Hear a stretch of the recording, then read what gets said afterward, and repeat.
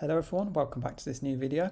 And in this video we're going to be covering everything you need to know for Edexcel A-Level Politics UK Government, and specifically paper 2, and this is part 1 where we're going to be looking at the Constitution.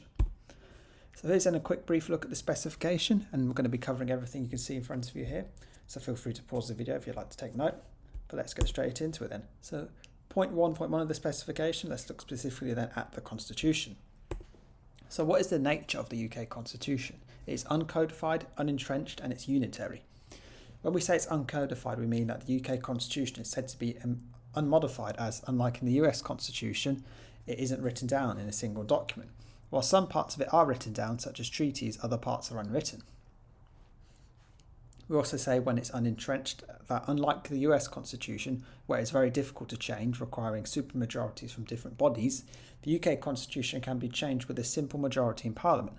The Constitution therefore isn't different to normal laws and doesn't have a higher status or extra protections.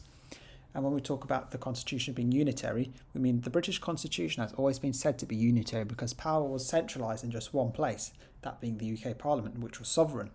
Since devolution, there have been questions around whether it is still the case. Some argue the UK Constitution is still unitary, as the UK Parliament has handed power to the devolved bodies, but can also take it away when they want to and therefore retains legal sovereignty. Others argue that the UK Constitution is no longer unitary because Britain is now a union state or a quasi-federal state, because the power has been permanently devolved and it would be very difficult to revoke. So the twin pillars of the UK Constitution. A.V. Dicey was a key constitutional theorist. In 1885, he argued that the two key pillars underpinning the UK Constitution were parliamentary sovereignty and the rule of law. When we talk about parliamentary sovereignty, refers to the fact that the UK Parliament is sovereign within the UK Constitution. It is the key lawmaking and amending body in Britain. When Dicey was writing, it was the only lawmaking and amending body. It can make laws on any subject, including making changes to the Constitution. It cannot bind its successors nor be bound by its predecessors, and no court or higher body, including the Supreme Court, can strike down a law passed by Parliament. This wasn't the case when Britain was in the EU, as the European Court of Justice could do so. And the rule of law. This means that nobody is above the law and everyone must obey it. This applies to all people and bodies, including politicians, judges and government officials, who are not above the law. The law therefore treats everybody as an equal. Everyone has the right to a fair trial and to know their charges, and judges must be neutral and free from political interference, which is ensured by being well paid and very difficult to sack. So also we have to look at, from the specification, at the Westminster model. This refers to the Westminster model is used to describe a form of constitution and government based on the British political system.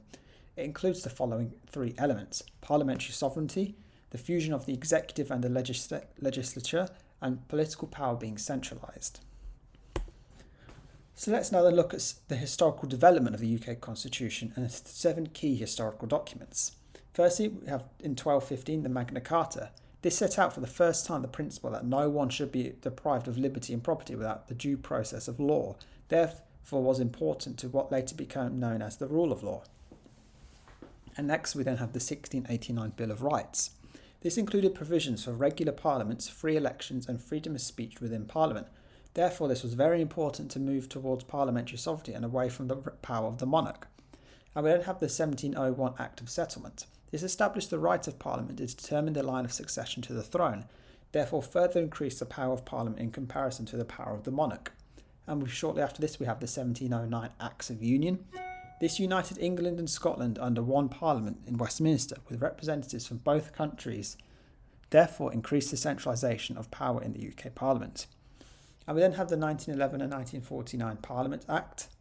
The 1911 Act set out that the House of Lords couldn't delay money bills and only had a 2-year delaying power for other bills, rather than the veto they previously had. This delaying power was reduced to 1 year in 1949. These acts therefore increased the power of the UK Commons in comparison to the House of Lords. The 1972 European Communities Act. This confirmed the UK's entrance into the European Economic Community, which later developed into the European Union. Also included the principle that EU law would take precedence over UK law where a conflict occurred. This therefore harmed parliamentary sovereignty. And finally then we have the 2020 UK-EU Withdrawal Agreement.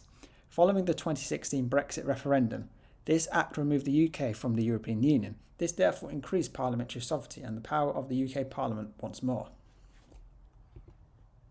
So now then let's look at how the UK Constitution developed. Overall, these key documents developed the UK Constitution in the following ways. They reduced the power of the monarch and extended the power of Parliament. They increased the rights and freedoms of citizens. They drew together the components of the UK and centralised power, and increased the power of the House of Commons at the expense of the House of Lords. They defined the relationship with institutions which later evolved into the EU. And how the development of the UK Constitution was unique. The UK hasn't undergone a fundamental transformative stage, such as a revolution or achieving independence, for a long period. Instead, the political system has evolved gradually without dramatic breaks in continuity, at least since the Civil War at least. This contrasts with the US, whose constitution was drawn up by its founders in 1787 after establishing independence from Britain. This gradual development is important to understanding why the UK Constitution is uncodified and unentrenched. So now let's look at the 5 main sources of the UK Constitution, starting with treaties. Treaties are agreements the UK has signed with other states and is therefore bound by. As they are written down, and the UK is unlikely to renege on its international obligations, they make the UK Constitution partly codified and more entrenched. This was especially the case when the UK was a member of the EU, as EU treaties took precedence over UK statute laws passed by Parliament. For example, the UK signed the European Convention on Human Rights in 1951. It meant that individuals and bodies in the UK are bound to follow the convention and can be held to account by the European Court of Human Rights, which wasn't part of the EU. Another example is the 2020 UK-EU Withdrawal Agreement, established the terms of the UK's exit from the EU and includes many provisions for the new relationship between the two bodies, such as customs and VAT procedures. Next, we then have statute law. Statute law is the body of law passed by Parliament. Most laws aren't constitutional, only those that affect the political system and citizens' rights are. It is the most important source of the Constitution and includes most of its parts. Because statute laws only require a simple majority in Parliament and can be easily introduced, changed or removed, they make the UK Constitution flexible and easy to change, as there is no need for supermajorities. This flexibility can be seen as a positive, as it allows for public opinion to be reflected. It can also be seen as a negative, however, as it could allow a tyrannical government to easily change the Constitution in its favour. Some examples of statute law is the 1969 Representation of the People's Act, which lowered the voting age to 18. Also the Parliament's Acts of 1911 and 1949, which limited the power of the House of Lords. And also the 1998 Human Rights Act, which incorporated the ECHR into UK law. Next, we then have authoritative texts. Authoritative texts are books that explain the working of the British political system. They are a useful guide and do help to shape the political and constitutional landscape and how politicians behave. They ultimately aren't binding and can't be enforced by law, however. An example of an authoritative text is A.V. Dicey's study of 1885 that set out the parliamentary sovereignty and rule of law as the twin pillars of the UK Constitution, which we've already discussed. We next then have common law. Common law are legal principles laid down by judges in their rulings on court cases which provide precedents or later judgments. These are often clarifications on the exact implementation of statute laws passed by Parliament. It is important in cases where it isn't clear how statute laws should be applied. It arguably makes it more difficult to enforce a law and makes it less clear, while some argue it is in effect judge-made law and therefore gives too much power to unelected judges rather than politicians. For example, the presumption that a person accused of a crime is innocent until proven guilty was common law for centuries before it became statute law in 1679. We next then have conventions. Conventions are customs and practices about how the government should behave that don't have legal force but have been broadly accepted over time. They can be challenged and changed by statutes. They can mean that the Constitution is weak and relies upon respect for political institutions, making the Constitution difficult to enforce and fragile if populism succeeds. They can, however, help to quickly avert crises. Constitutional conflicts often arise when the assumptions of which a convention is based change. For example, one could argue that the Salisbury Convention was based on the principle that the Tories had a majority in the House of Lords and should therefore no longer apply, following the 1999 House of Lords Act, which removed the majority of hereditary peers. Others, however, argue that the Salisbury Convention is based on the House of Lords being unelected. The test of whether a convention still applies is arguably the level of backlash that occurs when they are broken, either in the House of Commons or among the public. Conventions can therefore be seen as changing with political circumstances. For example, individual ministerial responsibility holds that ministers should resign over serious mistakes in their department. It is a convention that the monarch will always give royal assent to an act passed by Parliament. The last time this wasn't granted was all the way back in 1707. And finally, the use of referendums to decide key constitutional issues, as seen in the devolution referendums, the alternative vote referendum, the Scottish independence referendum, and the 2016 European Union referendum. So now then, let's look at some recent developments and constitutional changes. A decrease in parliamentary sovereignty. In the last few decades, there's been a number of developments that could be argued that have decreased the sovereignty of Parliament. When the UK was a member of the EU, parliamentary sovereignty was certainly decreased, as EU law was higher law and the European Court of Justice could strike down laws passed by Parliament. Devolution introduced other key lawmaking bodies in the UK. Though in legal terms these could be abolished by the UK Parliament, politically this would be very unlikely and practically impossible. The Human Rights Act gives judges powers to review legislation passed by Parliament and declare it incompatible with the Act. Though Parliament could legally, theoretically reverse many of these, it is nearly politically impossible, whilst there is an argument that devolution actually cannot be reversed legally. An expert of the UK Constitution, Vernon Bogdanum, said that parliamentary sovereignty remains in form but not in substance. In practice, therefore, if not in law, parliamentary sovereignty is no longer the governing principle of the British Constitution. This case, however, was perhaps decreased since the UK has left the EU. And let's then look at the 2019 prorogation of Parliament court case. On the 29th of August 2019, Boris Johnson prorogued, which means temporarily suspended, Parliament. Johnson and the government argued that the prorogation was a routine one that ordinarily follows the selection of a new Prime Minister. But critics argued the prorogation was intended to avoid parliamentary scrutiny on the government's Brexit deal plans and to make it harder for Parliament to block a no-deal Brexit. The Supreme Court unanimously ruled that the prorogation was unlawful, reversing the prorogation and reinstating Parliament. The Supreme Court noted that the sovereignty of Parliament would be undermined as a foundational principle of our Constitution if a prorogation power to prorogue could be used to prevent Parliament from exercising its legislative authority. Arguably introduced and semi-codified a new key constitutional principle as part of parliamentary sovereignty, the accountability of the executive to Parliament. So next, let's look at how the Constitution has changed since 1997 and debates on further reform, which are both points 1.2 and 1.4 respectively from the specification. So let's look at New Labour's constitutional reforms. Constitutional reform has become a more prominent issue in UK politics in the 20th century due to the growing popularity of the Liberal Democrats and Labour leader John Smith, who preceded Tony Blair. The growth in support for nationalist movements in Scotland and Wales created pressure for devolution. Labour also believed they would be able to succeed in devolved elections, whilst the Conservatives would struggle. New Labour had promised not to increase income tax or massively increase public spending. They were therefore unable to appear as a party of radical change and hope in those areas. Constitutional reform allowed Labour to seem like a party with a clear vision of change and hope without pledging to spend huge sums of money. New Labour sought to present itself as a modern democratic and new party, especially in comparison to the Conservative Party and government, which had countless sleaze scandals. And the four key principles of New Labour's constitutional reform programme were democratisation, decentralisation, the restoration of rights and modernisation. So now then, let's dive into the House of Lords reforms and what reforms were introduced. The majority of peers in the House of Lords were hereditary peers, where they have been because they came from aristocratic families, and the House of Lords was unelected and therefore seen as very undemocratic. The House of Lords had a strong Conservative majority due to its hereditary nature.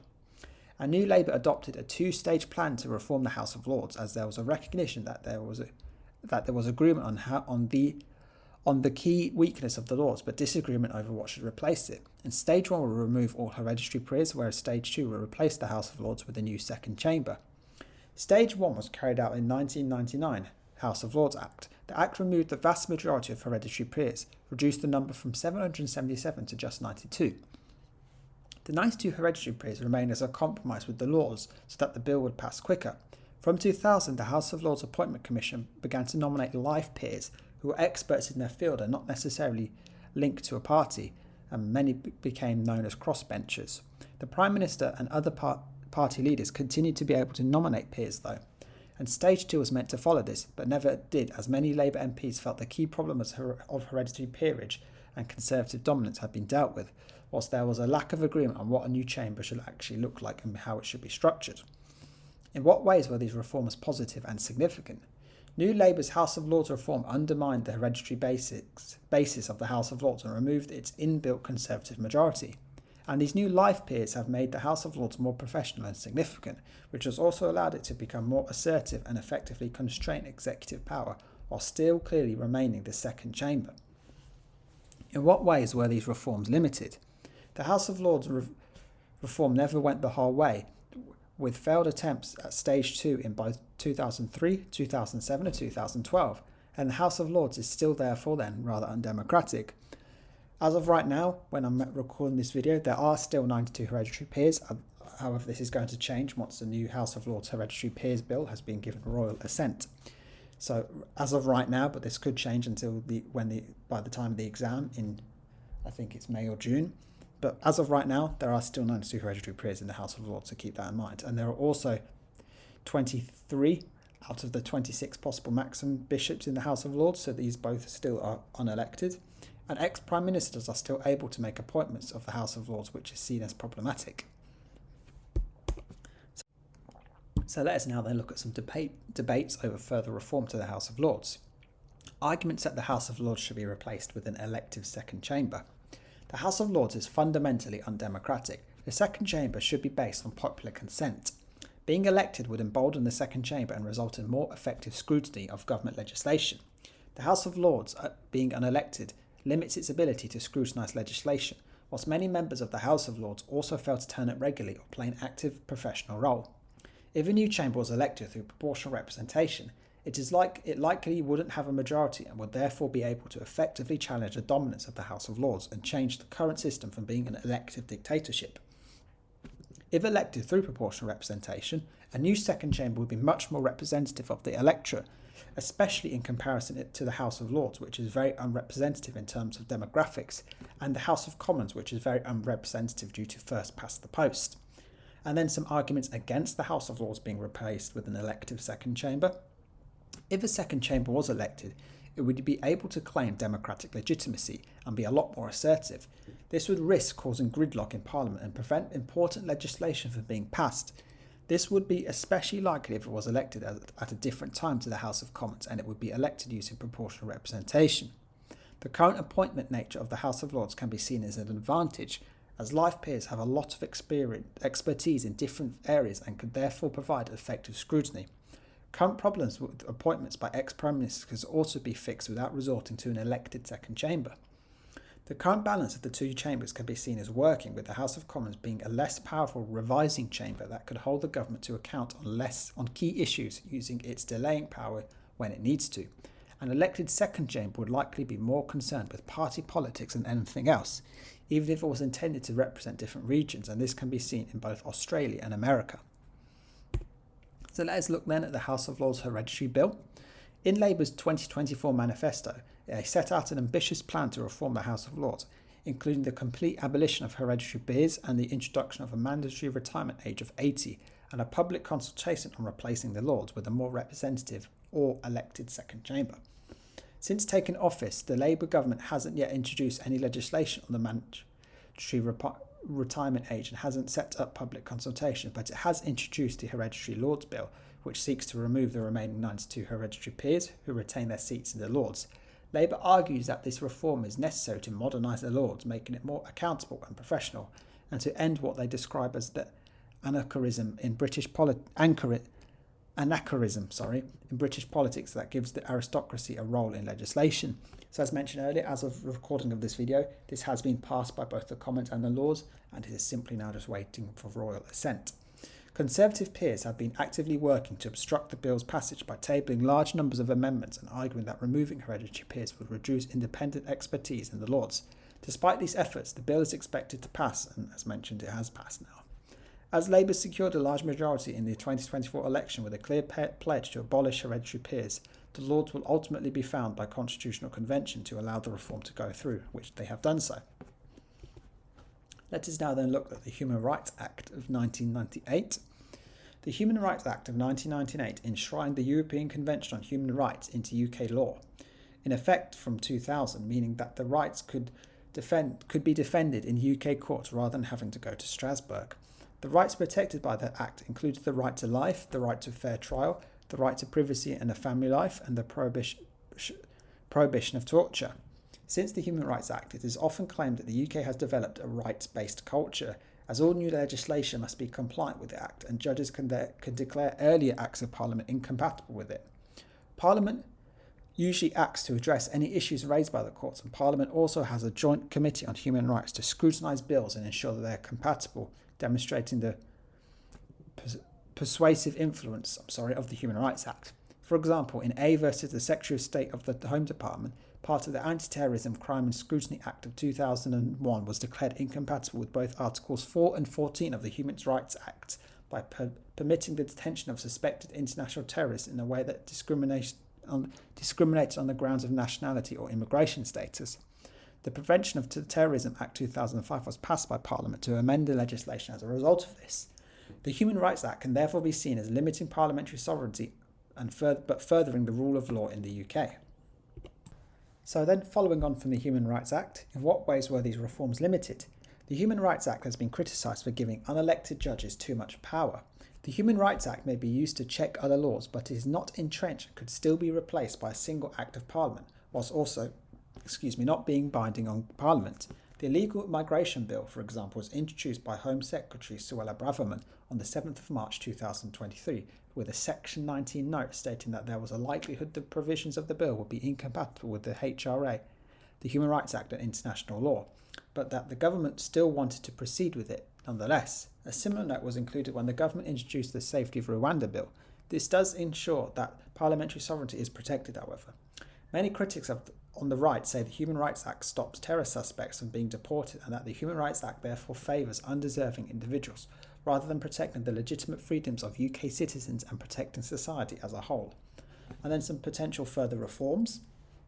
At various points, the Conservative Party has backed pulling out of the European Convention on Human Rights and replacing the Human Rights Act with the British Bill of Rights, which has been criticised by hundreds of human rights groups for seeking to remove rights in the UK. The proposed Bill of Rights would make it easier to deport foreign criminals by elevating public safety over the right to a family life. It would also increase freedom of the press by elevating the right to freedom of expression over the right to privacy. Former Justice Secretary Dominic Raab argued that the Human Rights Act led to lots of unjustifiably successful human rights claims in courts, especially in relating to the deportation of foreign criminals and immigrants. The British Bill of Rights would make the UK Supreme Court the final court of appeal rather than the European Court of Human Rights. It would also weaken the protection of rights in the UK, as the British Bill of Rights would be a simple Act of Parliament, whilst the European Convention of Human Rights is an international treaty. And then some calls from the Conservative Party to leave the ECHR.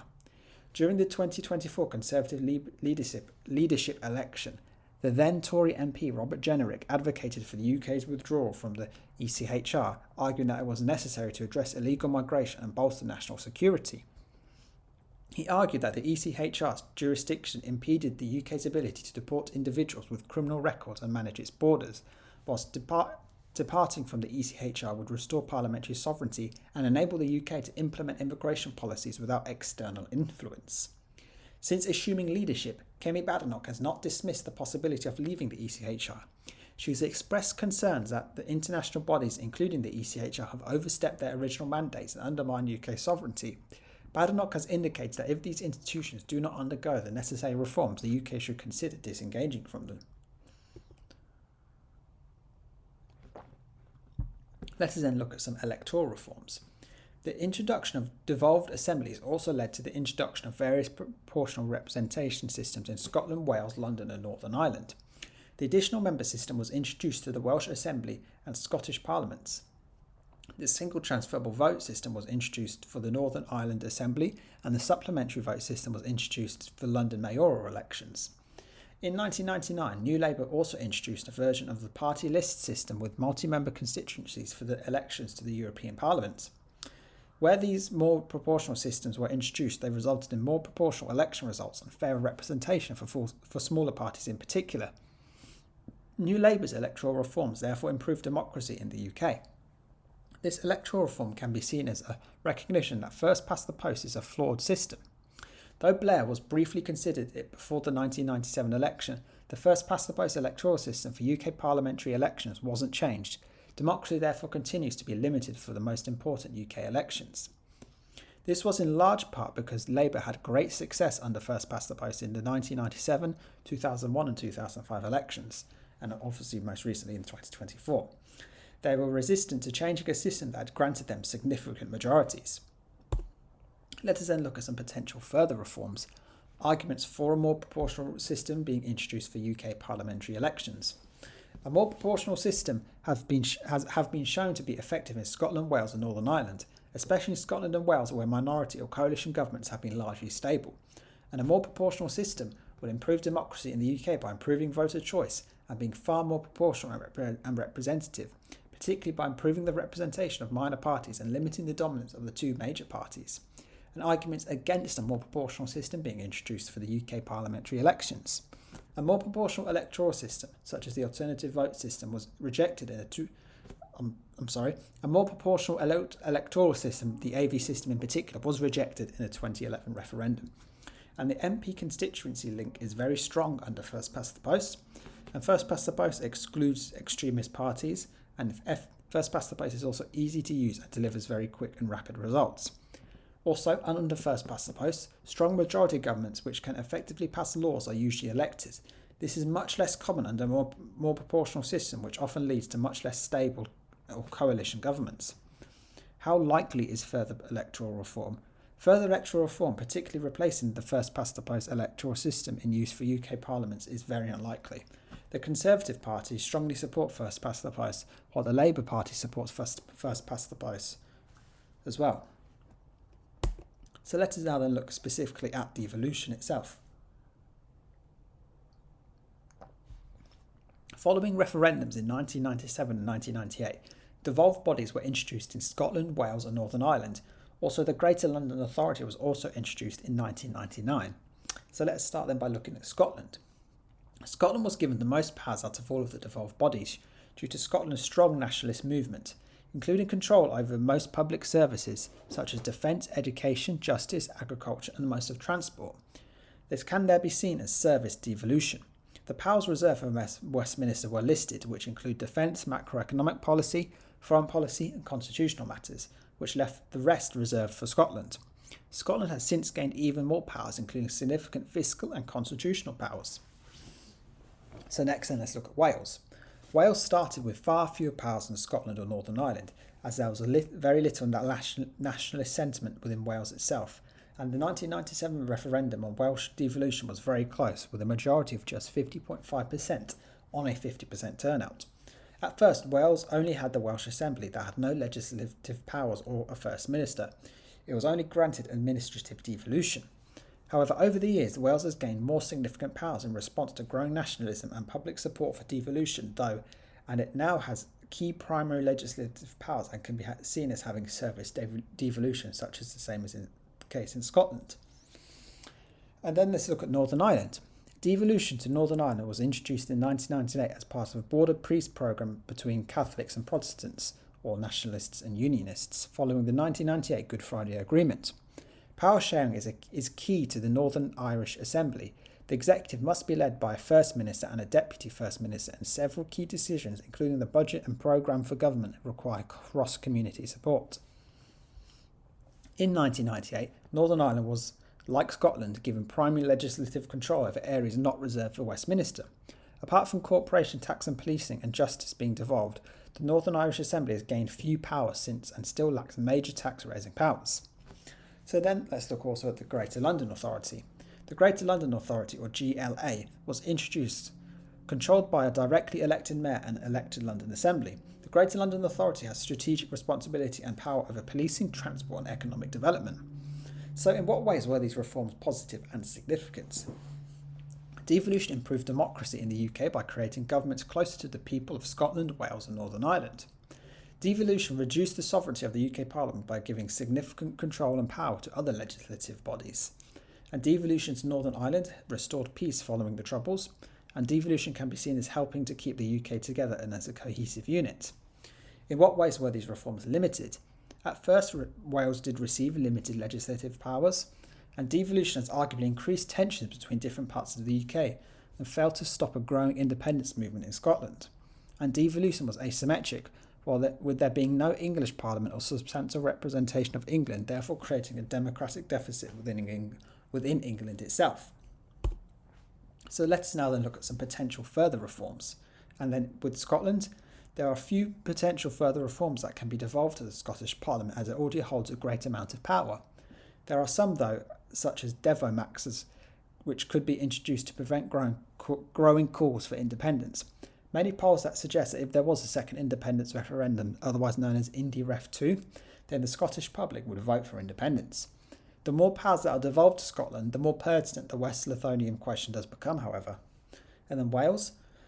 Welsh independence is growing in popularity, with some polls putting it over 30% support. This may lead to greater devolution in Wales, with calls for Wales to have the same powers as Scotland has. There may also have been influenced by the COVID-19 period, in which Wales demonstrated it could diverge from England on issues, often successfully. And then with Northern Ireland, further devolution is likely as Unionists are very opposed. A referendum on reunification with the Republic of Ireland is possible, however, especially as it is estimated that Catholics now outnumber Protestants within Northern Ireland. And then let's look at England. Further devolution could be introduced in England to change the asymmetric nature of devolution, solve the West Lothian question, and increase the representation of England and give an outlet to English nationalism. And there are two key possible reforms which can achieve this. Firstly, an English Parliament could be introduced, or more regional devolution could take place. For example, more city regions or regional assemblies could be introduced in England, and these could be given more powers. So let us now then look at the Supreme Court. Blair's government introduced the Supreme Court with the Constitutional Reform Act of 2005. The creation of the court was designed to end the fusion of powers at the highest level of the UK judiciary and modernise by moving towards a separation of powers that would increase the highest court's judicial independence and make it clearly separate from Parliament. Previously, the most senior judges had sat as members of the House of Lords and were known as the Law Lords. The Constitutional Reform Act also reduced the powers of the Lord Chancellor. Prior to the 2005 Constitutional Reform Act, the Lord Chancellor had three roles, that being the Cabinet Minister in the government who oversaw the legal system or the executive, the Chairman of sitting in the House of Lords, which is the legislative, and the head of the judiciary who appointed other judges, which is the judicial. This was criticised for lacking independence, especially the fact that a government minister appointed senior judges. As a result, the Constitutional Reform Act removed the legislative and judicial role of the Lord Chancellor, who is now just a government minister. The introduction of the Supreme Court brought the UK in line with most of Europe by clearly separating the legislative and the judiciary. This increased the independence of the country's highest court and made it more effective in holding the government and Parliament to account. The downgrading of the role of the Lord Chancellor also increased judicial independence and neutrality. The Supreme Court still lacked the power to strike down laws passed by Parliament, whilst the Supreme Court could in theory and legally still be abolished or reformed by the simple act of Parliament. Parliamentary sovereignty is therefore still intact. Though the Supreme Court has become increasingly politicised of late, especially in relation to key Brexit cases, it seems unlikely there will be any major reforms to the court in the near future. If a codified and entrenched constitution were introduced in the future, then the Supreme Court could gain the power to strike down laws passed by Parliament. So let's then look at some other minor constitutional changes which have been introduced by New Labour. Firstly, the Freedom of Information Act of 2000.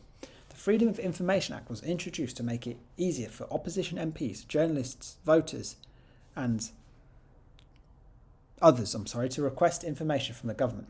Members of the public also gain the right to access any information held by them by public bodies. It can therefore be seen as improving the rights of UK citizens. The Freedom of Information Act has been praised by making the government more transparent and enabling journalists to seek out sensitive information and hold the government to account. The MP's expenses scandal, for example, was discovered through Freedom of Information requests. On the other hand, the Freedom of Information Act can be seen as being too weak, as the government can turn down some requests if they judge that they could negatively affect the workings of the current government. Further, it can be criticised for making it more difficult for politicians to discuss controversial matters through channels which lead to them being discussed informally, especially over WhatsApp or not at all. Tony Blair has since said he regrets passing the Freedom of Information Act for this very reason. And then some minor reforms to the House of Commons which have been introduced by New Labour. Though there was little attempt to reform the House of Commons and strengthen its ability to hold the government to account, New Labour did introduce some minor changes to the House of Commons. Efforts were made to make the House of Commons more family-friendly, including by greatly reducing the number of late-night sittings. And since 2002, New Labour also mandated the Prime Minister to be questioned by the House of Commons Liaison Select Committee twice a year. So let us now then look at the coalition's constitutional reforms and how the Conservative Party has traditionally been opposed to reform. Firstly, the Conservative Party has traditionally opposed reform to the Constitution, as they prefer to let change happen gradually and in response to circumstance rather than through design. They support the uncodified Constitution, which has allowed change to happen naturally, and fear that any major change to the Constitution will disrupt the functioning of the political system, and how the Liberal Democrats supported constitutional reform. Radical constitutional reform has always been one of the key policies of the Liberal Democrats. They support improving the functioning and democracy of the political system by changing the voting system, removing undemocratic elements like the House of Lords, and constraining the power of the executive. The implementation of proposals for the constitutional reform were one of the key conditions for the Liberal Democrats joining the coalition with the Conservatives. And after the 2010 expenses scandal, there was a heightened anti-politics mood in the country, and as a consequence, Clegg tried to package these reforms as a great modernisation of the political system, and he argued that incremental change will not do. It is time for a wholesale Big Bang apparel to political reform. So let us now then look at an overview of the constitutional reforms under the coalition. The coalition implemented the recommendations of the Right Committee, which gave more power to backbenchers. MPs now vote for the chairs of select committees rather than being chosen by the whips, and the Backbench Business Committee was set up so that more time was spent debating issues chosen by backbenchers. The public was given power to put subjects on the agenda through e-petitions, with 100,000 signatures required for a debate if an MP backs it. The Conservative backed the 2011 EU Act, which enshrined into law the principle that any new treaties transferring power to the EU should be subject to a referendum. The coalition introduced legislation altering the line of succession to the Crown so that gender played no role. And in 2012, 10 cities held referendums on whether to have a mayor, while the coalition also accepted devolution and independence referendums in Wales and Scotland respectively. The constitutional reforms that were blocked or abandoned by the coalition. One of the Liberal Democrats' key conditions for joining the coalition was the holding of the alternative vote referendum in 2011. Cameron managed to get the legislation for it passed by the Conservatives, but the Conservatives led the successful campaign against AV, and it was conclusively rejected by the electorate. This ended the honeymoon period between the two parties and effectively ended the prospects of further electoral reform for a decade or so. The coalition introduced a bill to replace the House of Lords with an 80% elected Senate with 300 to 400 members with 15-term limits, but this was blocked in 2012 when Tory rebels sided with Labour. And the Conservatives had sought to introduce legislation reducing the number of MPs from 650 to 600 and equalising the size of the constituencies, but the Liberal Democrats withdrew their support in a large part because the boundary changes would have benefited the Tories and harmed the Liberal Democrats. The coalition set up commissions on reforming the Human Rights Act and dealing with the West Lothian question. However, neither process resulted in change as the two parties disagreed. Also then, let's look at the Fixed Term Parliament Act of 2011. The Fixed Term Parliament Act removed the prerogative power of the Prime Minister to call a snap election when it suited them, by requiring 2/3 of Parliament to support a snap election before it was called. It was designed to reassure the Liberal Democrats that Cameron wouldn't call a snap election when it suited the Conservative Party and therefore distract him from governing effectively. It performed its role during the coalition government, which lasted the whole 5 years. And after the coalition, the legislation was largely ineffective. However, as shown in the 2017 and 2019 election, when the governments were able to shame the opposition into voting for an election which they are unlikely to block, as it would make them look very weak. and the Fixed Term Parliaments Act was repealed by Boris Johnson's government in 2022.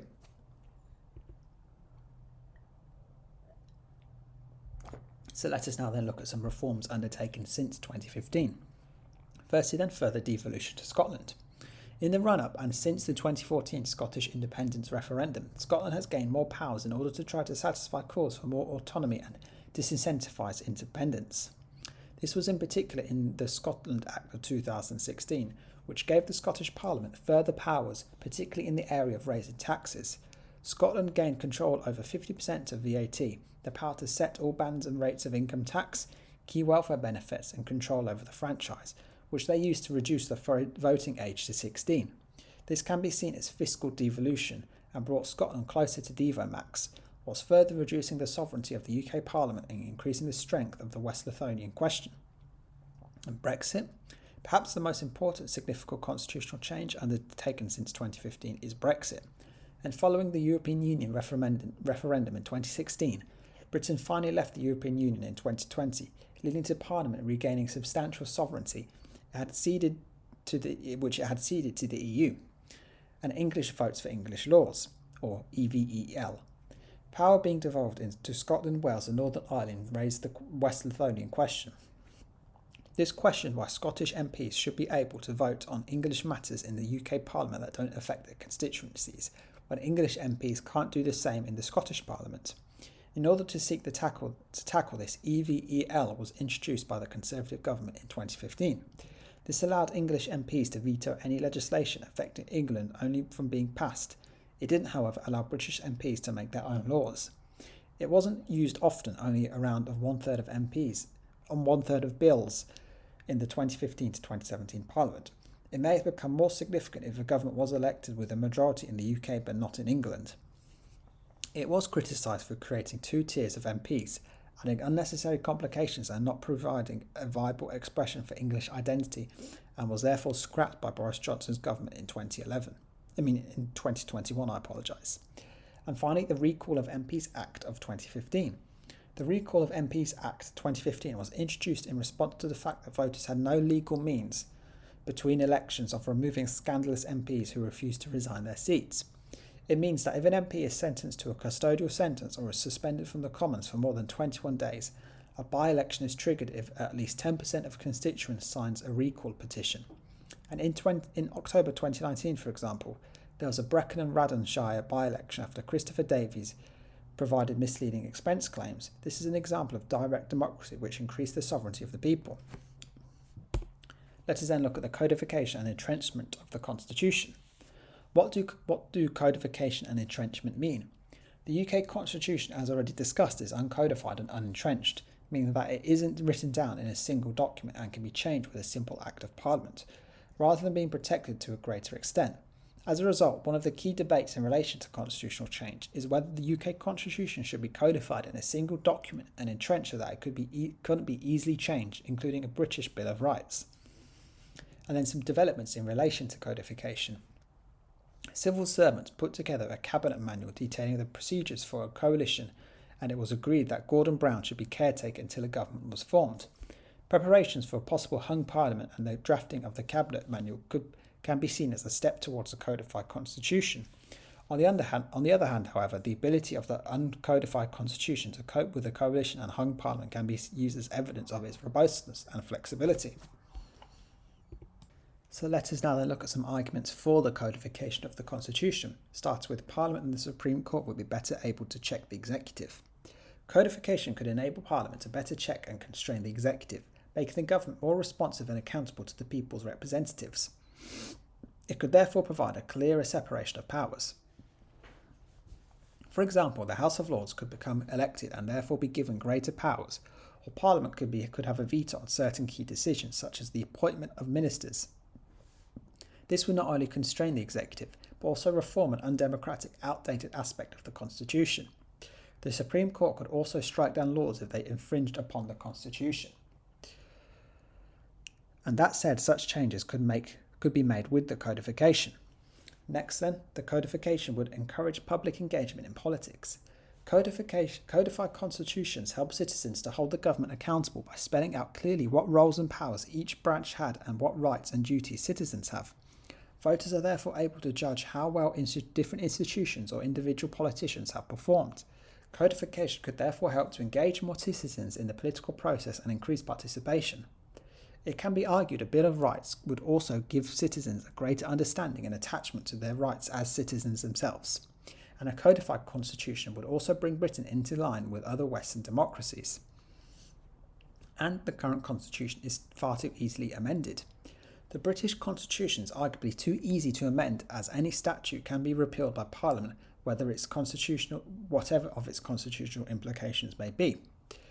For example, the Fixed Term Parliament Act was arguably passed for short-term political reasons in relation to the constitution, but could have had far more reaching implications, preventing a government with no majority from triggering an election. An entrenchment would protect the constitution from political interference from an overreaching executive and make it more likely that potential reforms are fully debated before being enacted. And codification would effectively protect rights. Codified constitutions protect key rights as they are entrenched and can only be changed or curtailed with widespread popular or political support. This prevents vastly and heavy-handed action that might be desirable in a crisis, but would in practice undermine essential rights and freedoms. Such an argument could be made about the COVID-19 lockdowns or Blair's counter-terrorism measures. It would also prevent a government overturning the Human Rights Act and removing rights, as the Conservative Party has often threatened to do so, and the neutrality of the judiciary. Judges are neutral and arguably best placed to interpret the Constitution and make sure that it is applied daily by public bodies, including Parliament itself. And how can recent events be used as arguments for a codified constitution? It arguably shouldn't have been so easy to change a fundamental part of the Constitution, such as our EU membership, on the basis of an advisory referendum whose support commanded the support of less than 50% of the franchise. Further, the constitutional requirements were so unclear that the government had to be taken to the Supreme Court to prevent it from unilaterally triggering Article 50. The division of powers is very unclear in Britain. Whilst Brexit has shown power to be very centralised, with the devolved bodies having little say in Brexit, despite it having a serious impact on their future. Fundamental constitutional provisions could be protected by requiring supermajorities in Parliament rather than through judicial review, and it is uncertain if the government can authorise armed combat without Parliament's approval.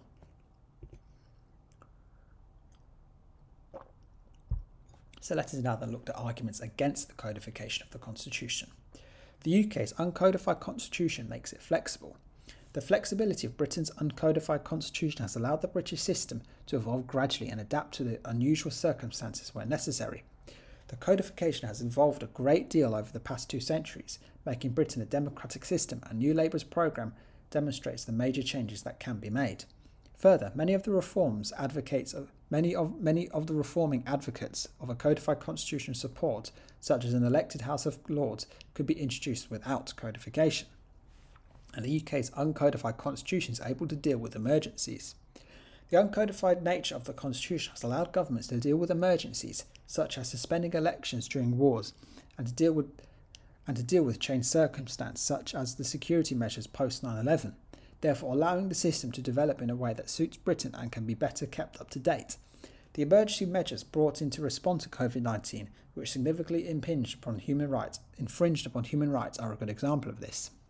For example, to prepare for the 2010 coalition government, the Cabinet Manual adapted conventions such as collective responsibility and the Fixed Term Parliament Act was introduced. The UK's uncodified constitution produces strong governments that can effectively pass laws. British constitution typically provides for strong governments that can carry out their legislative programme without facing the same level of checks and balances as in many codified systems. British voters can be confident that governments elected with a good majority can implement their manifesto pledges, unlike in countries such as the United States, where it is very difficult to pass legislation in important areas such as climate change. Further, one could argue that weaker governments with smaller majorities and lower levels of public support face greater checks and balances. And conventions are an effective part of the UK's uncodified constitution. Although not entrenched, the conventions and traditions established by the UK constitution are widely revered and therefore hard to ignore or change. When changes do happen, such as the creation of select committees, they tend to have broad support. Further, conventions are arguably stronger than what supporters of an uncodified constitution argue. Capturing all of these conventions and traditions in a written document may be difficult, and some aspects of the constitutional framework could therefore be lost if the constitution was codified. And codification would increase the power of judges. A codified constitution would increase the power of unelected, unaccountable, and unrepresentative judges to police the constitution and make difficult decisions about how it should be applied, dragging them into political matters and granting them too much political power. It is arguably better if Parliament resolves such issues as it is accountable to the people, and is currently the case. The Human Rights Act functions effectively. Though the Human Rights Act doesn't bind Parliament, it works hard to ensure that the new bills comply with it, and it is likely to act and any finding of incompatibility. Government departments act in a similar way. Therefore, it is arguable that the Human Rights Act basically provides a robust framework for protecting the rights of British citizens. And codifying the Constitution would be a very complex process.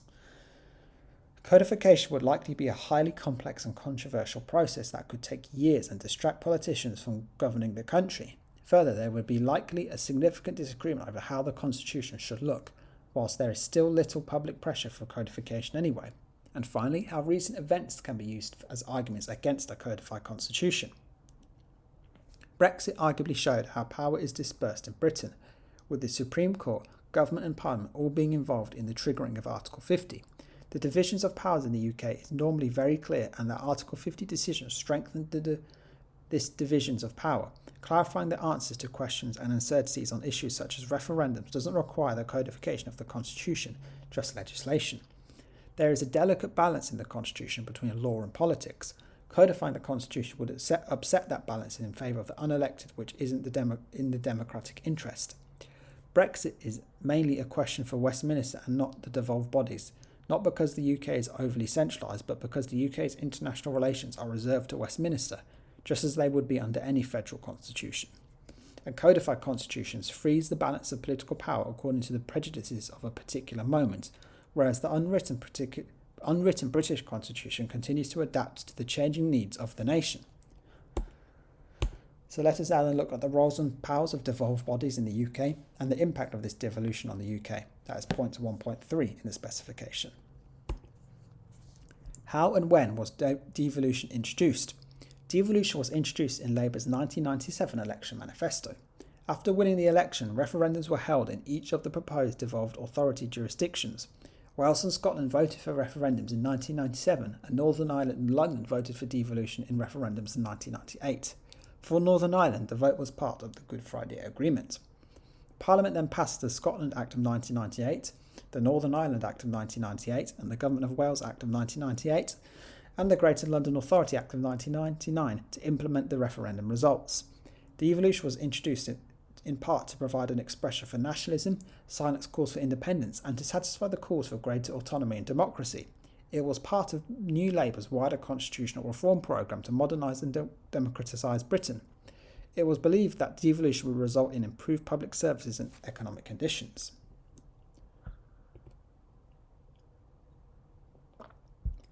So how exactly is power devolved in Scotland, Wales, Northern Ireland and England? So let us start then by looking at Scotland. The Scottish Parliament was created by the Scotland Act of 1998, which gave the devolved body significant legislative and tax-varying powers. It was given the most powers out of all of the devolved bodies due to Scotland's strong nationalist movement, including control over most public services, which includes health, education, justice, agriculture and most transport. This can therefore be seen as service devolution. Up until 2007, Labour was in power, and since 2007 the Scottish National Party, or SNP, has been in government. They are currently in government with John Sweeney as First Minister. The SNP supports independence and is pushing for a second independence referendum. In the run-up to and since the 2014 Scottish independence referendum, Scotland has gained more powers in order to try and satisfy calls for more autonomy and disincentivise independence. This was in particular in the Scotland Act of 2016, which we've already discussed, which introduced what can be described as fiscal devolution. And Scotland has the most powers of all the devolved bodies. It controls key public services such as health, social policy, welfare, education, environmental policy, law and home affairs, economic development, housing, planning and transport. It now has significant fiscal powers, controlling income tax rates and bans, and has the right to 50% of all VAT raised in Scotland. Holyrood now raises around 60% of the money it spends. In 2023, the Scottish Parliament voted to increase the higher and top rates of income tax, so that both rates are now 2% higher than in the rest of the UK. And the Scottish Parliament also has key constitutional powers. It controls its own composition and electoral system, and since the Scotland Act of 2016 can only be abolished with a referendum, making it a permanent part of the UK Constitution.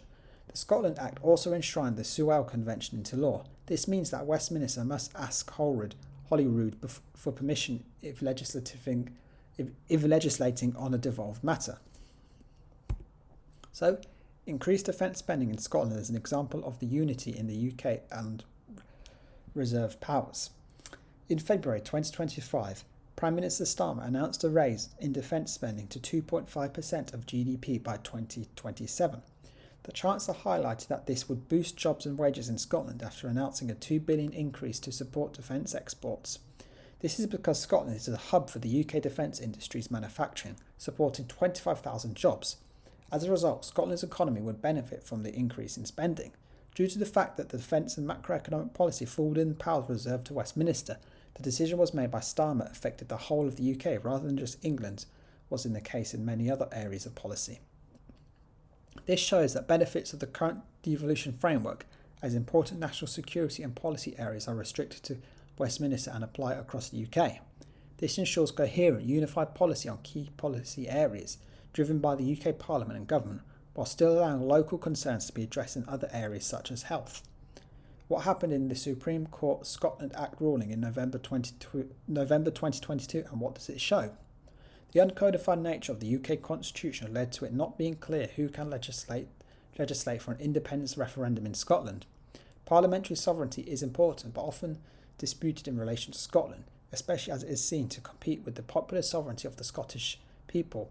The first 2014 independence referendum was legislated for by a special agreement between UK and the Scottish Government, which was known as the Edinburgh Agreement, which was then approved by the UK Parliament. There was no such agreement for a second independence referendum, with the UK Parliament and Government not consenting to one. The Scottish Government nonetheless sought to argue that it could legislate for a referendum itself under the Scotland Act, arguing that this power wasn't reserved for the UK Parliament. And in November 2022, the UK Supreme Court ruled that the Scotland Act doesn't give the Scottish Parliament the power to unilaterally legislate for an independence referendum. Instead, this power was reserved for the UK Parliament. The union of the Kingdoms of Scotland and England is reserved. Nicola Sturgeon and the Scottish Government accepted the judgment. This shows the power of the UK Supreme Court to clarify the powers of different parts of the UK political system, particularly devolved bodies. It also showed the continued validity of the principle of parliamentary sovereignty. So let us now look at the SNP's declining popularity. Since 2023, the SNP has been in notable decline in popularity, influenced by several key factors. This was particularly driven by a significant scandal involving a police investigation into the party's finances. This led to the arrest of Nicola Sturgeon's husband and SNP Chief Executive Peter Murrell, as well as the resignation of Nicola Sturgeon as party leader herself. Not only did this lead to the declining trust in the party, it also overshadowed the next SNP leader, Humza Yousaf's leadership. Yousaf, who resigned in April 2024 after a breakdown in government, was an unpopular leader who failed to unite the party. His approval ratings were consistently lower than Sturgeon's, and John Sweeney then took over the party just a couple of months before the 2024 election, by which time Labour had overtaken the SNP in Scotland in the polls. And then potential future reforms in Scotland. There are a few further powers that could be devolved to the Scottish Parliament, as it already holds a great amount of power. There are some, though, and Devon Max could be introduced to prevent growing calls for independence. And many polls suggest that if there was a second independence referendum, Scotland would vote for independence. And the more powers that are devolved to Scotland, the more pertinent the West Lothian question does become, however. So let us now then look at Wales.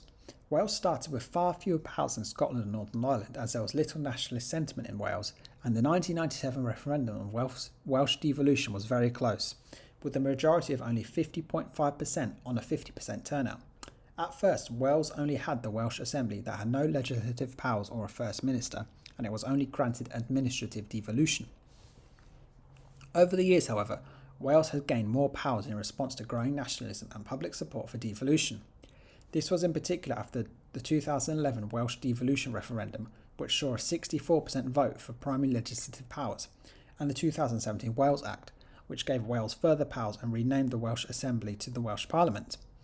And since 1999, Labour has always been in power alone or in a coalition, and Eluned Morgan is the current First Minister. And especially since the 2017 Wales Act, the Welsh Parliament has gained a lot more powers, though it still has fewer powers than the Scottish Parliament and Northern Irish Parliament do. As with Scotland and Northern Ireland, the powers reserved for Westminster are now set out, with the Welsh Parliament able to legislate on the rest. It can be seen as having service devolution. The Welsh Parliament now controls health and social services, education, the environment, housing, economic development, and its own composition and elections, as well as other areas. It also collects 10% of Wales' income taxes and can vary the bands and rather for this 10%. It also doesn't control law and order, including policing and legal jurisdiction like the Scottish Parliament does, as the UK government blocked this. And then some potential further reforms. Welsh independence is growing in popularity, with some polls putting it over 30% support. This may lead to greater devolution in Wales, with calls for Wales to have the same powers as Scotland. This may also have been influenced by the COVID-19 period, which Wales demonstrated it could diverge from England on issues, often successfully. Let us now then look at Northern Ireland. Devolution to Northern Ireland was introduced in 1998 as part of a broader peace agreement between Catholics and Protestants following the 1998 Good Friday Agreement. Power sharing was key to this process, with the executive being led by First Minister and Deputy First Minister, and several key decisions, including the budget and programme for government, requiring cross-community support. The government in Stormont is very fragile though, with frequent suspensions in which the parties refuse to work together in government, and during these suspensions government functions are decided directly by the government in Westminster, during which some significant changes have been made, including the legislation of same-sex marriage. The Northern Irish government was suspended between February 22 and February 2024, and for the first time Sinn Féin was voted the largest party in May 2022, but the Democratic Unionist Party, or DUP, then refused to nominate a Speaker and form a government with Michelle O'Neill, the leader of Sinn Féin, as First Minister. Overall, Stormont has been suspended for nearly half of the total time it's been founded. This shows how the structure of the Northern Irish devolution, which requires power sharing, often leads to failure in governance and control having to be exerted by the UK Parliament. And in 1998, Northern Ireland was, like Scotland, given primary legislative control over areas not reserved for Westminster. Apart from corporation tax and policing and justice being devolved, the Northern Irish Assembly has gained few powers since and still lacks major tax-raising powers. Like Wales, it now has service devolution and controls health and social services, education, the environment, housing, economic and its own composition and elections, among other areas. And the Assembly can also legislate on some reserved matters with the support of the Northern Irish Secretary. Some potential further reforms. Further devolution, however, is unlikely as unionists are very opposed. And as mentioned already previously, a referendum on reunification with the Republic of Ireland is possible, especially as it is estimated that Catholics now outnumber Protestants in Northern Ireland. Let's now look at devolution in England. Unlike the other devolved bodies, England doesn't have a parliament, and devolution in England is often defined by variation and inconsistency. Certain powers were devolved to the Greater London Authority in 1998, and in the rest of England there is a patchwork of arrangements, with many areas having no devolution. New Labour proposed regional assemblies in the early 2000s, but dropped the idea after a 2004 referendum on a regional assembly in the north east of England received a 78% no vote. The coalition between the Lib Dems and the Conservatives then sought to promote the Northern Powerhouse, promoting transport links and greater investments. They introduced city regions with elected metro mayors, including Manchester, Sheffield and Liverpool, and Labour's Andy Burnham in Manchester is the most high-profile metro mayor, challenging the government loudly during COVID-19. Following new devolved bodies being introduced in 2024, devolved bodies included combined authorities and/or directly elected metro mayors now cover 64% of the English population and over 90% of the devolution in the north. None of these devolved bodies have primary legislative control like in Scotland, Wales or Northern Ireland, however, but they do have significant administrative control and, increasingly, also financial autonomy with a specific focus on transport with regional economic growth. So the Trailblazer devolution deals to Greater Manchester. In March 2023, the UK government introduced 2 Trailblazer devolution deals for Greater Manchester and the West Midlands. These deals didn't grant legislative control, but did give the region substantial administrative control and funding autonomy over important areas of policy. They devolved control over post-19 skills, education, affordable housing programs and infrastructure investments, therefore giving the authorities significant control over regional economic development. This built on the existing control both areas have over transport and the influence Greater Manchester has in health and social care, setting a precedent for the future Level 4 devolution and English regions that can have significant administrative control. The 2023 Autumn Statement introduced 4 new devolution settlements, including the North East. The 2023 Autumn Statement expanded English devolution by introducing new devolved bodies for the North East, Greater Lincolnshire, Hull and East Yorkshire, as well as Lancashire.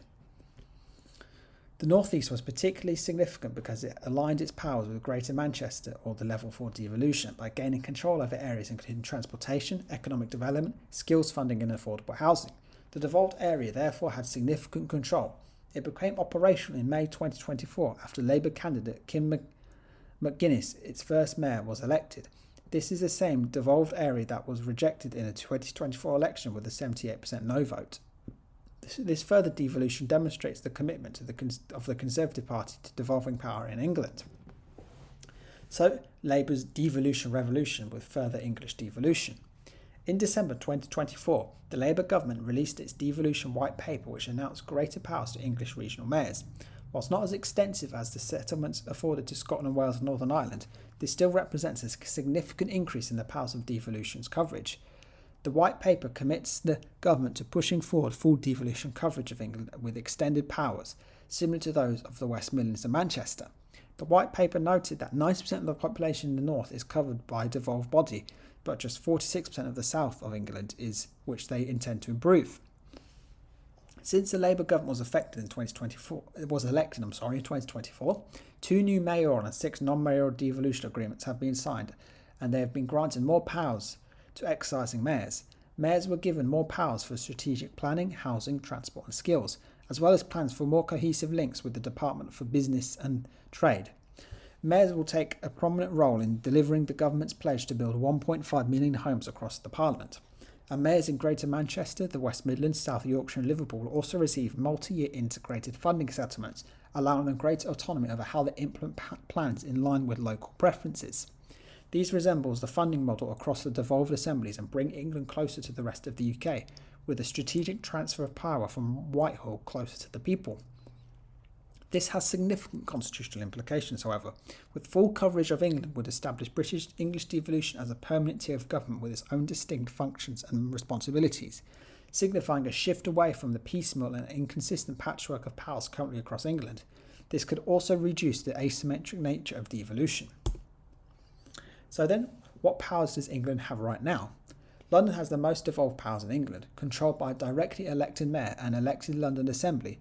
London mayors are important political figures. The current London mayor is Sadiq Khan, but before him we had Boris Johnson and Ken Livingstone. The Greater London Authority has strategic responsibility and power over policing, transport and economic development, and has been able to reform transport, with Ken Livingstone introducing the congestion charge and free travel for young people being introduced. City regions and combined authorities are modelled in many ways on London and intend to boost regional economies. Each city region has negotiated its own arrangements and powers on a bespoke basis. Greater Manchester has blazed a trail in gaining substantial control over health, though the focus of most deals is on transport, infrastructure and other areas linked to generating economic growth, such as business retention, education and skills. The devolution of some healthcare policy to Greater Manchester has been linked to modest increases in life expectancy. These deals are less substantial devolution than that of Scotland or Wales, for example, as they're only administrative devolution rather than legislative devolution. And then the West Lothian question and English votes for English laws. Power being devolved to Scotland, Wales and Northern Ireland does, however, raise the West Lothian question. This questioned why Scottish MPs should be able to vote on English matters in the UK Parliament that don't affect their constituents, while English MPs can't do the same in the Scottish Parliament. In order to seek to tackle this, EVEL was introduced, which we've already covered. As we already know, it was scrapped by Boris Johnson in July 2021. English devolution and democracy. One key way in which devolution can be seen as good for democracy is that mayors of city regions in the UK can generate significant personal support if they are judged to be effective representing their city and improving policy. This can be seen in the May 2024 mayoral elections when Sadiq Khan and Andy Burnham were both re-elected for third terms in London and Greater Manchester respectively. In the same way, Conservative Mayor Ben Houchen won his third consecutive term with 53.6% of the vote, bucking the trend across the country in the May 2024 elections, in which every other mayoral race was won by a Labour candidate. It can be argued that English devolution isn't effective at improving democracy in the UK, as the 2024 mayoral elections attracted low turnouts.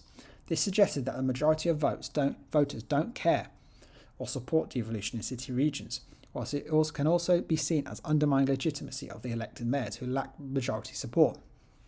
In Greater Manchester, Andy Burnham was re-elected with a turnout of just 32%, and in Tees Valleys, Ben Houchen won on a 30.8% turnout. The turnout of the 2024 London mayoral election was also lower than the previous elections, as it was 40.5%, which is down from 42% in 2021. So then, some overall notes on devolution, starting with the Barnett formula. The Barnett formula is the system used to determine the amount of funding given to each devolved body. It was originally drawn up as a short-term mechanism in 1979 and doesn't take into account relative need, with England effectively subsidising the other three nations, which hitting deprived areas of England the hardest. And in the 2022-2023 public spending per person in the UK as a whole was £12,549. And in Scotland in England it was 3% below the average, Scotland being 15% above the average, Wales being 11% above the UK average, and Northern Ireland being 50% above the UK average. And neither Labour nor the Conservatives have sought to replace it, fearing political repercussions from voters in Scotland, Wales and Northern Ireland. In the Scottish independence referendum, all the main parties in Westminster pledged their support to continue it, whilst Nigel Farage criticised it and argued it should be scrapped when he was leader of UKIP, as he saw it being unfair to the population of England. So then, how have attitudes to devolution changed over time, starting with the Blair, Brown, Cameron and May administrations and then being supportive of it?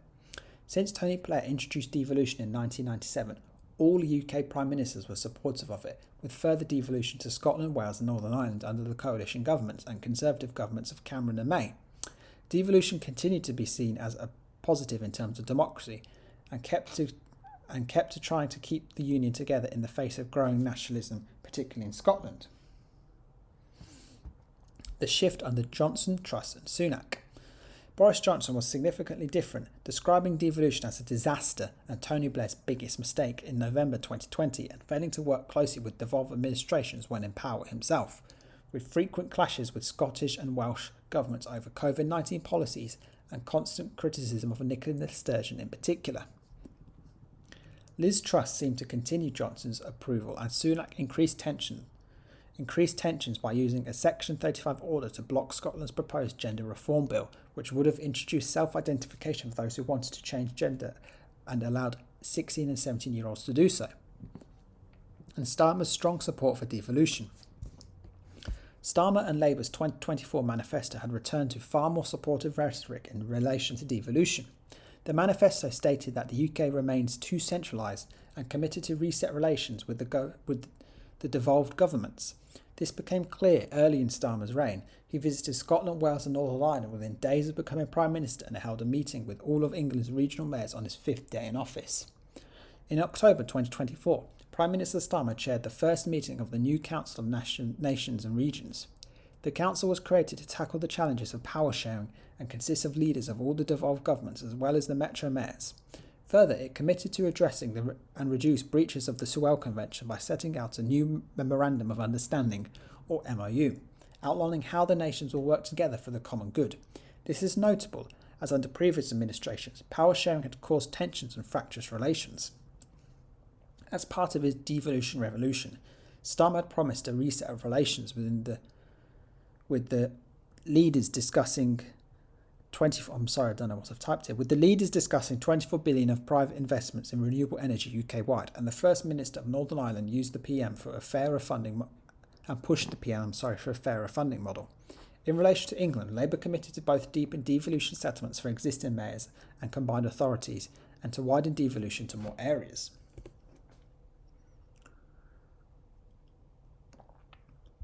So let us then look at COVID-19 and devolution. In the early months of the COVID-19 pandemic, policy was very similar across all parts of the United Kingdom, with the Prime Minister of each devolved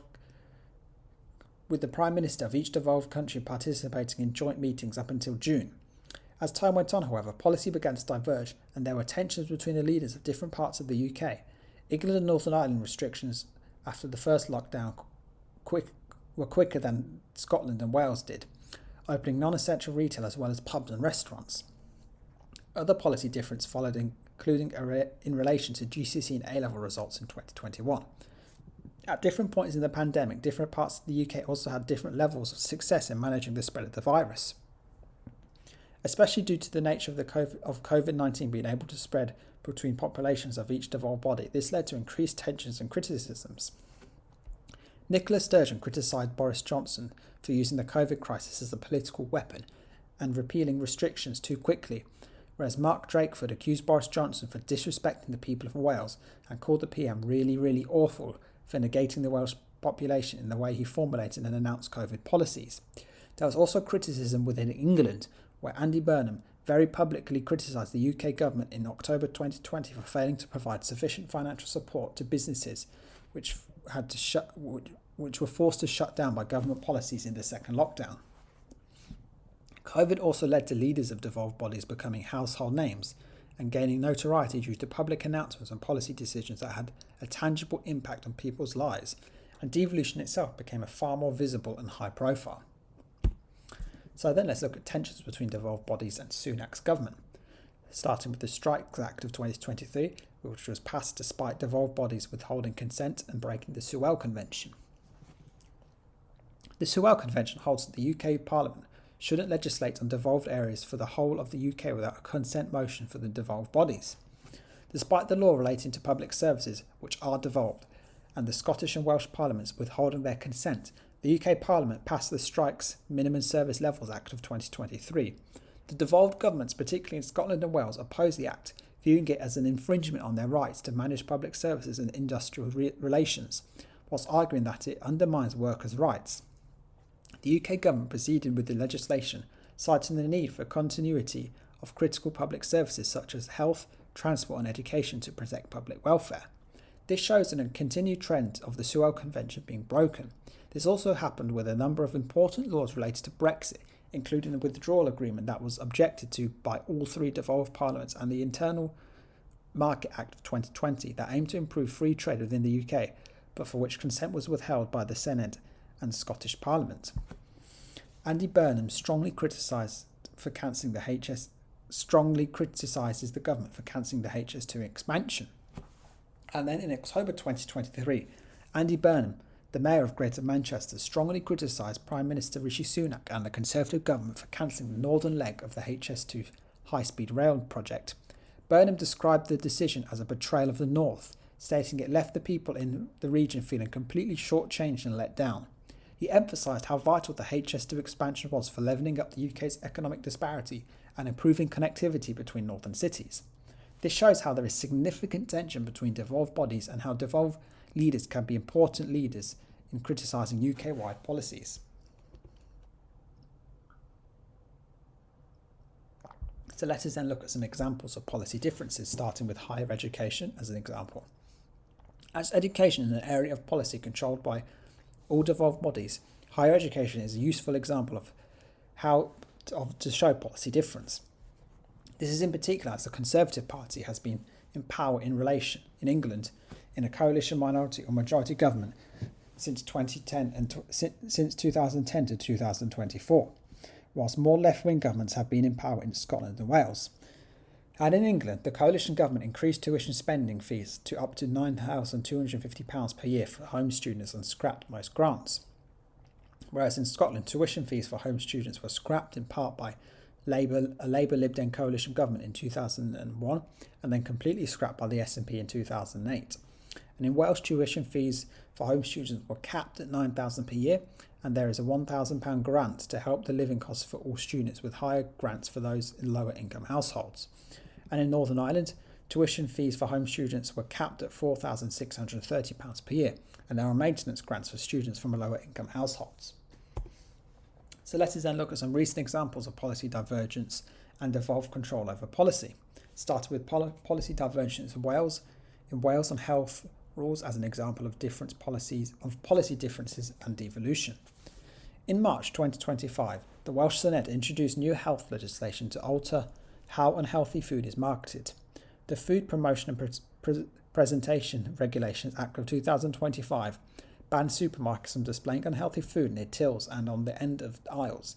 This is to tackle Wales's growing obesity problem, where it is the nation with the highest obesity rate in the UK, costing the Welsh economy an estimated £3 billion annually. This shows how the Welsh Assembly, especially since the 2017 Wales Act, controls many services including health and social services, and has significant autonomy to respond to the needs of their populations. Health is an important area controlled by all devolved bodies and is a useful example to show how policy difference occurs.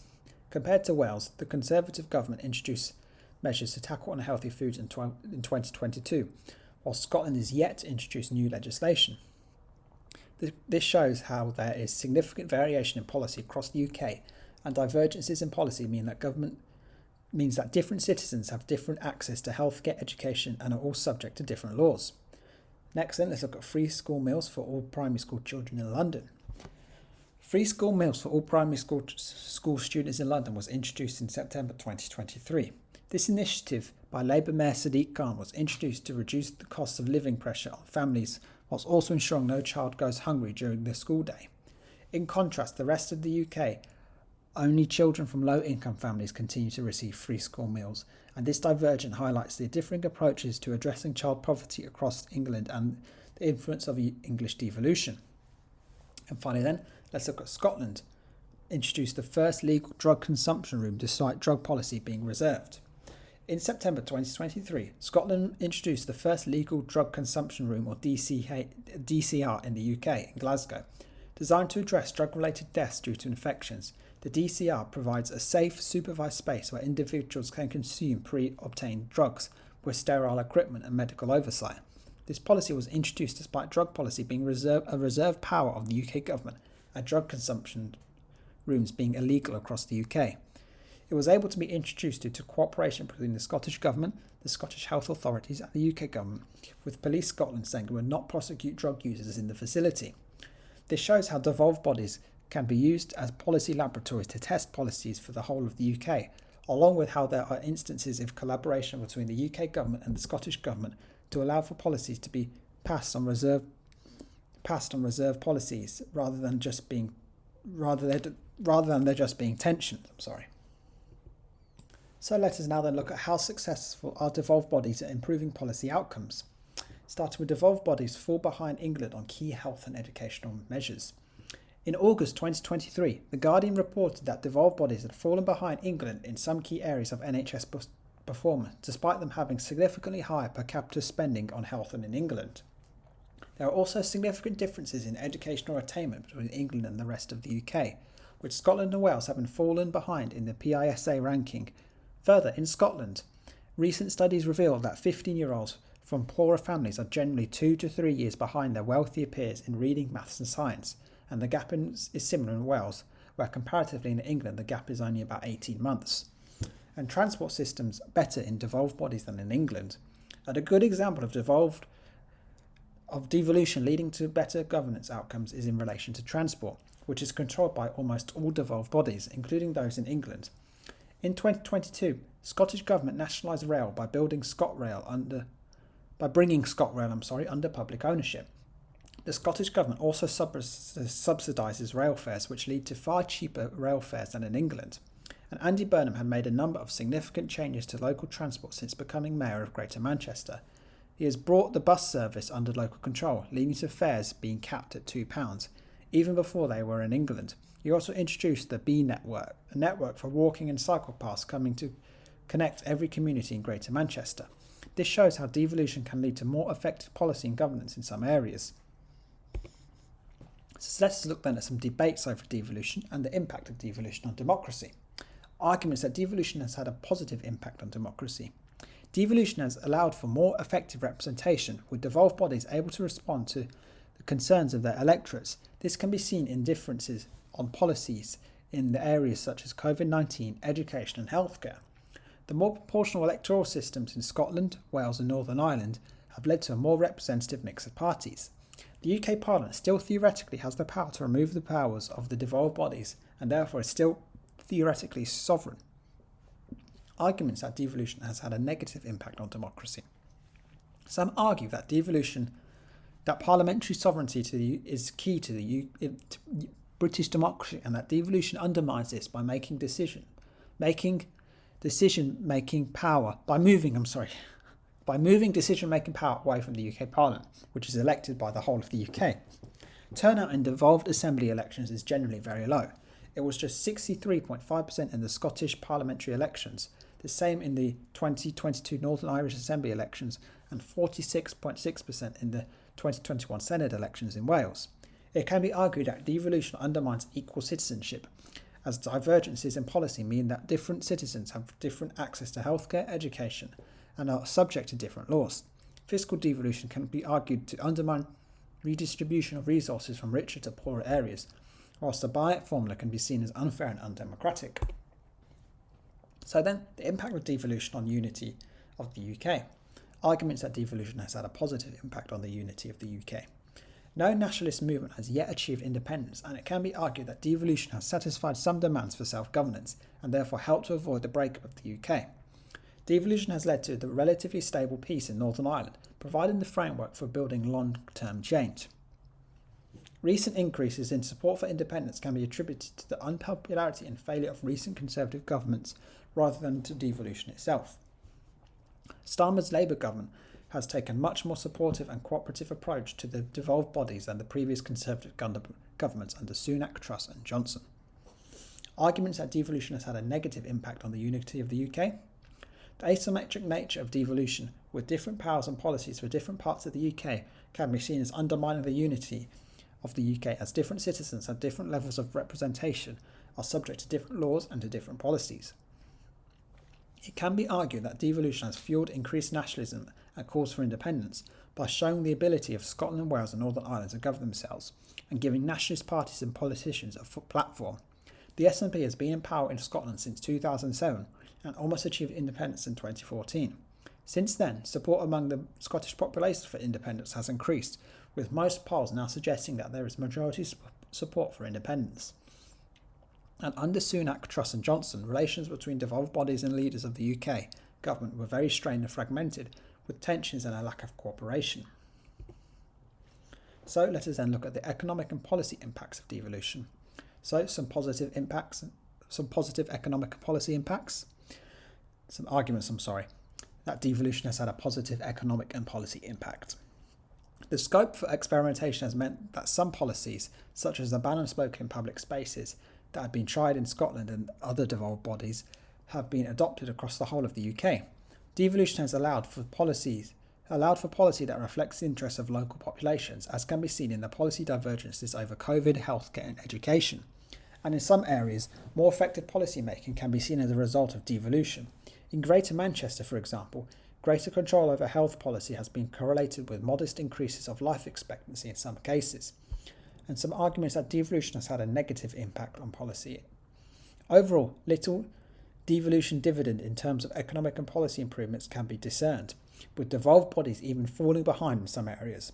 Scottish education has been drastically changed by the SNP, but Scotland has since fallen behind England in the PISA rankings. It can be argued that devolution undermines equal citizenship, as divergences in policy mean that different citizens have different access to healthcare, education, and etc., and are subject to different laws. Some argue that devolved governments, particularly the SNP, focus too much on independence rather than day-to-day policy making. And in Northern Ireland, the governments have also been very unstable due to coalitions. Since being introduced, the Stormont has only sat around half of the time due to failure to cooperate between Sinn Féin and the DUP. When this is the case, the Northern Ireland is run by the UK government, and in recent years there has also been significant instability in both Scotland and Wales, with both countries changing their First Minister in 2024 due to the coalitions proving unstable. So let us then look at some potential further reforms to devolution.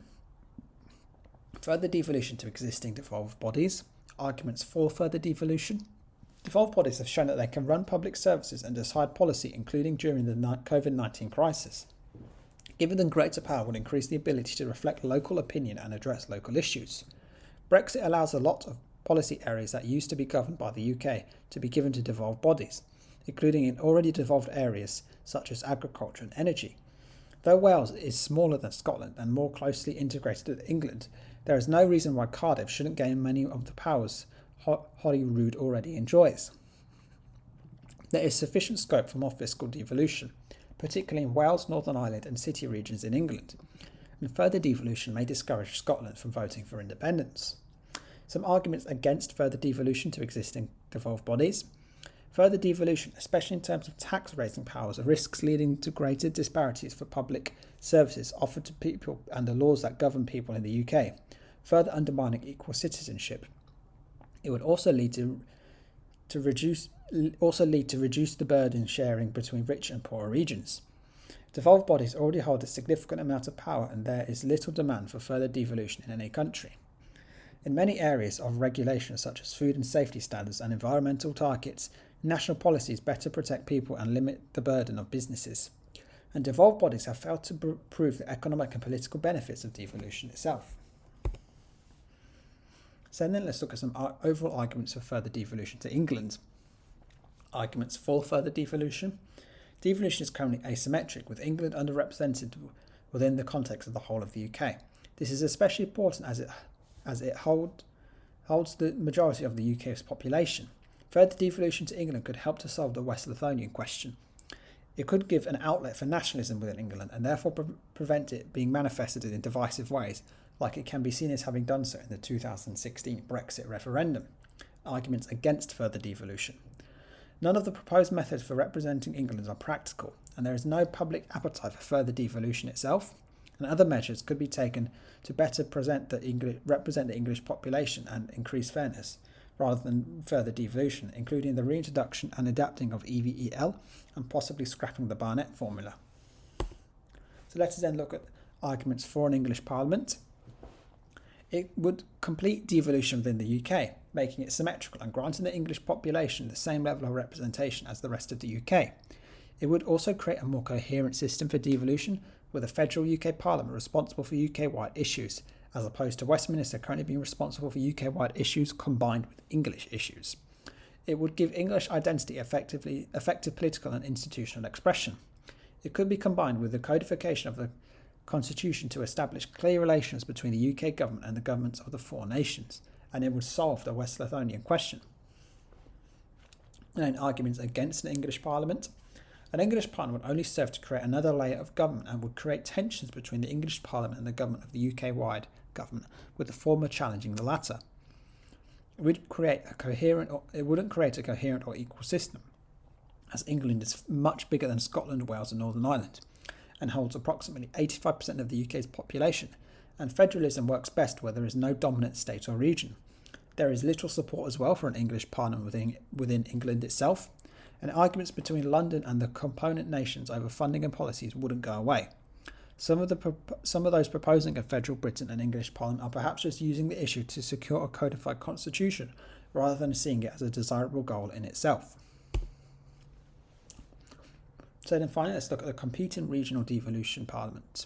Let's finally look at completing regional devolution parliament. Arguments for completing regional devolution in England.